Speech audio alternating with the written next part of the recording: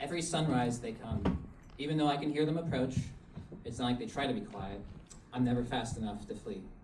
Yes, I can curl up and hide, but they're so big, so strong, so quick. They could pick me up like a leaf, throw me like a stone, kick me as easy as a robin's egg. So I try to forage when it rains, less of them bluster through, breathing heavy and footsteps heavier. I don't understand why though. It's true, the sun is nice and warm and shiny, but rain is just as good. It brings the woods alive, spreads its earthy scents and piney aromas. I like its pitter-patter on my back, its spitter-spatter under my toes. I wish it would rain every day. I wish the rain would keep them all away. I wish the rain would melt them down, send their skin sizzling, eat their bones, and dilute their blood. It never does, though. And even though rain deters most, it brings the worst. Those one know I come out when it rains. I don't know exactly what the noises they make are, but I do know what they mean. Where are you? There was this one the other rainy day, the worst of the worst. I was minding my own business like usual, chomping on a chipmunk. Some bird had pecked it good, but there was still plenty to pick at.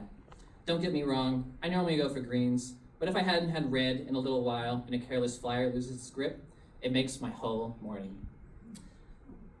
So there I was, only a few chomps in when that one came. It was my fault, I suppose. I shouldn't have gone onto one of their paths. I could have carried the chipmunk away too. My jaws aren't anything to snip at, but they spooked me good, and like usual, I clammed out without thinking. I was thankful they weren't a thrower, but like I said, I soon realized they were the worst of the worst. They peeked into my body, touched it, whispered in its holes. I got the impression they were interested in my breakfast too. That was what cemented it for me. Most of them hate dead things, avoid them like they were plagued. Because I'm alive, they think nothing of tossing me, or kicking me, or rolling me around. But I'm sure if one accidentally overdid it, and I know they could, they wouldn't kick me anymore. It was because this one was so unfazed by rotting flesh, so intrigued, that I knew it was one of those worsts, the nastiest of them all. They'd kick and kick and kick, and once my bones were battered and my guts were mush, they'd kick some more. I trembled. My heart threatened to beat out of my chest. I scrunched up taut and tight as possible. But then, after the longest breath I'd ever held, even longer than when one dropped me in a pond, even though I'm sure they knew I couldn't swim, I heard heavy feet stomping away. I waited until I could no longer hear them, until I could no longer feel the vibrations of their giant body. Slowly, I stuck my head back out, just enough to peek one eye. The trail was clear. This time I chomped faster, vigorously, ripping and tearing. I could have left, seek the safety of the bushes where they never went. But the chipmunk was just so good. It was even better with the knowledge that chances were there wouldn't be another one as horrible as that for the rest of the day. I hoped too soon, though.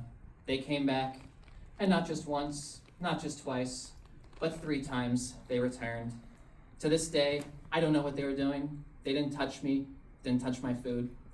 They stepped around me, paced, prowled, and the 3rd time, when I'd already finished my meal and crawled into the brush, they made that noise with which I was all too familiar.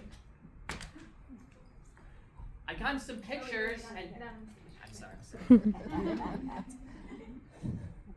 I got some pictures and texted my mom about how the tortoise was eating a chipmunk. Weird, I know. When I got pecked one last time to hopefully catch her final bite, the little lady and her snack were gone. "Where are you, little cutie?" I said, then sighed and got on with my morning run.